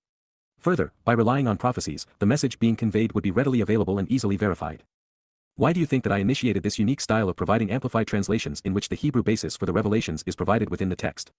And why do you suppose that I consistently correct the Masoretic text by referring to the Dead Sea Scrolls, which not so coincidentally were published the year I began? There are thousands of revealing and profoundly important insights presented within the 20,000 pages of translations and commentary provided within the Yahowah branded books, most all of which had eluded man's grasp and comprehension for the past 2,000 to 3,000 years. And they are all proven accurate by properly presenting what Yahowah revealed long ago through his prophets, men like Moses, Yahushua, Shamuel, Dowd, Yashaya, Yirmiah, Haushah, Chabakuk, Zechariah, Yoel, and Malachi. And woven into their words were the threads of the greatest discoveries in human history, the most marvelous of which is the realization that Dowd, as the Messiah and Son of God fulfilled Pesach, Matzah, and Bikurim to enable the Shabuah and Towrah harvests in advance of his Kippurim return, along with the realization that the covenant family is returning to Eden during Sukkah so that we can camp out with our Father. The reason that so few have availed themselves of this marvelous opportunity is that religion and politics, militarism and conspiracy, have gotten in the way and obscured the view and cluttered the path. And so, from year 3000-968 BCE until very recently with the advent of Yada Yahowah, Yahowah's name and nature remained hidden. And based upon what we have read throughout the prophets and psalms, Yahowah is enormously displeased. For how long, Adma, until when will the eternal witness and restoring testimony of Yahowah, Yahowah, the proper pronunciation of the name of Eloah, God as directed in his Torah, teaching regarding his higher existence and our shalom, restoration, will you remain hidden, concealed, and virtually unknown, Sathar, will you be a secret to many? Your righteous indignation, overt displeasure, and furious antagonism, Kima, Ada, your hostile response to all that is wrong, is kindled and burns, Baar, is ignited and ablaze, Kal imperfect, eminently and prominently, La Netzach, majestically for an enduring period, like fire, Kamo Esh, similar to burning flames. You have chosen to remind me, Zakar Eni, your will is to recall this information and these events to me, asserting these truths for me, Kal imperative second person masculine singular, to ask about the duration of life in this world and temporary things by contrast to eternity, especially how time flows differently relative to the observer, Machield. What is one lifetime and how long will things continue to transpire in this world at the present pace? Mizmor/lyrics to sing/Psalm 89 verses 46 to 47. The last time a majority of Yisraelites knew Yahowah was 3,000 years ago under Dowd's initial reign as king, continuing through the initial years under his son, Solomon. Since that time, and until the turn of the 21st century, that number dwindled to zero. It would not be until I began to share the translations and insights compiled within the Yada Yahowah series online that this began to change. And to think, the 1.8 million Haredi, 1.3 million in Israel representing 14% of the Jewish population, are so intellectually incapacitated by their rabbis, they will continue to engender Yahowah's overt antagonism and burning indignation without any hope of future awareness. All the while, they disparage father and son by claiming that their appalling religion is righteous. The situation is no better among the unthinking, hypocritical, and morally compromised Israeli progressives who represent another 13% of the Israeli population. They are particularly harmful inside Israel for dividing the nation and globally for having allied with the death cult of Islam against God's people. Their mass protests in Tel Aviv, under the pretense of being either pro-democracy or pro-hostage, are neither. Fortunately, of the over 70% of Jewish Israelis who are neither ultra-Orthodox nor ultra-liberal, all but the most rabid right-wingers are among those who may reconsider what Yahowah said and Dowd did before it's too late. These books are presented under the Yahowah brand for a reason. It seems more appropriate to please our God rather than continually antagonize him. There are already 1,800,000 shrill Jewish religious voices split between the United States and Israel, 5.7 million Jewish progressives split between the two nations, millions more right-wing wackos, and another 2.5 billion Christians and 1.9 billion Muslims fanning the flames of divine wrath. 3 millennia is a very, very long time, at least by our standards, but perhaps not by God's. Time does not flow for him as it does for us. Unlike creatures bound to the earth, Yahowah, as a spiritual being, determines how he experiences time, varying the pace of its flow to suit his needs. The 19 to 20 centuries that have crawled past since the Messiah, Dowd, fulfilled Chag Matzah were so horrid, it's unlikely God paid attention to anything that occurred during that span. Therefore, when considering all that has occurred during the past 6 millennia, it behooves us to perceive time from Yahowah's perspective, recognizing that it contracts and expands as is appropriate. Fortunately, we have reached the conclusion of this interval. With each word we translate and share, Yahowah becomes less hidden and unknown to his people. The Shabat and Towrah harvests will be prolific. And when father and son return on Yom Kippurim, the day of reconciliations in year 6000 Yah, October 2nd at sunset, 2033 in Jerusalem, both will be known to the extent it is possible. This is the stated purpose for his Choder secondary branch, Nakri observant foreigner, and Nes banner. Moreover, within 6 years of this writing, arriving on the 1st of Abib in 2030, April 4th, we can expect Yah is God/Elijah to join Yada he knows so that the world recognizes in no uncertain terms just how displeased God is with humankind. And now it gets personal, as it should with all of us. Was it for nothing, al-Mashawa, was it for this worthless religious vanity, that you created, bara, that you conceived and brought into existence once upon a time, Cal perfect, each of the sons of Adam, Kol Beni Adam, all of humankind? Mizmor/lyrics to sing/Psalm 89 verse 47. Since the question has been asked, I'm going to share what I have come to understand by considering this theme in the Torah and prophets. God's position is most overtly stated in his last words to Yisrael at the conclusion of Malachi in 447 BCE, presented in chapter 2 of this volume, Voice. According to the Almighty, had he not engaged to work with Yada from Towrah in 2001 to trumpets in 2033, the earth would have been destroyed. Apart from Dowd and those who preceded and accompanied him in the covenant, it would all have been for naught. And even then, many would have been put at risk because the promises Yahowah made about Shabuah, Towrah, Kippurim, and Sukkah would not have materialized. Stated differently, there is no happily ever after in the covenant family without all 3 Zeroah. Moses was called to liberate the children of Yisrael and convey the Torah, along with its berith and mikri. Dowd was called to live, explain, and fulfill the Torah through its berith and mikri. And Yada was called to bring Yahowah, Moses, Dowd, the Torah, berith, and mikri to the forefront, back to the attention of Yisrael, reintroducing the wayward children to all they have forgotten and spurned. Had Yahowah not done so, had he been content to allow Jews to figure this out on their own, and expect that after 3,000 years of neglect they would suddenly see the light in the last 30 years, and then do an about-face, it would not have occurred. There would have been no one to harvest and not a single attendee at the intended homecoming. Without anyone to reconcile, there would be no return, no family reunion, no cleansing of the planet, no restoration of life in the garden, and no one with whom to camp out. The reason that there are so many marvelous prophecies pertaining to what we are accomplishing together is because it is essential. Religion gives way to relationship, antagonism becomes appreciation, wrong becomes right. What man of great strength and character, empowered to prevail, my Jeber, who, as the most capable and courageous of men, lives, Chaya, is actually and continually alive, Cal imperfect third-person masculine singular, and, Wa, will not witness, Wa lo, Ara, will not see, Cal imperfect third-person masculine singular, death as a result of the plague, moth, dying from the pandemic disease which infects and destroys a great many people, Peel imperfect third-person masculine singular. Saving his soul, Malat Nipeshu, delivering and sparing his consciousness, rescuing his inner nature, Peel imperfect third-person masculine singular, from the hand and influence, Min Yad, from the effects and acts, of Shayol, question him, the Benjamite wolf in sheep's clothing who as a result of being demon-possessed changed his name to reflect his affinity with Rome, becoming Paul, the principal author of the Christian New Testament, the father of lies and the son of evil. Pause now and consider what this implies, Selah, take the time required to contemplate the implications. Mizmor/lyrics to sing/Psalm 89 verse 48. Every verb, and there were 4 in this question, was scribed in the third-person masculine singular, designating a single man as the subject. And he is the one initially presented as a Jeber great man, a person of courage and character, imbued with the strength to prevail. God is, therefore, addressing his son who is very much alive. And while he would experience the death of his corporeal body twice, once from old age and the other at the torturous hands of Rome, mankind's most deplorable civilization, his soul endures. It has and will never experience death.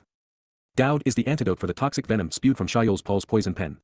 He was not only immune to the plague of death, but he has also provided the antibodies with which to fight the viruses of Christianity and Judaism. So, while many are saved by what he accomplished, he is the only one who offers salvation.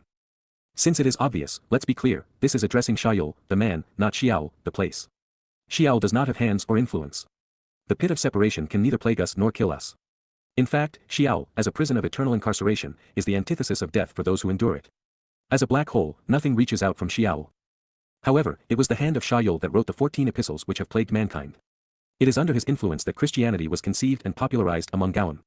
He is the master manipulator behind diminishing Dowd's influence, the hand that has sought to denigrate the Messiah, Son of God, and Passover lamb such that he could replace him with his counterfeit.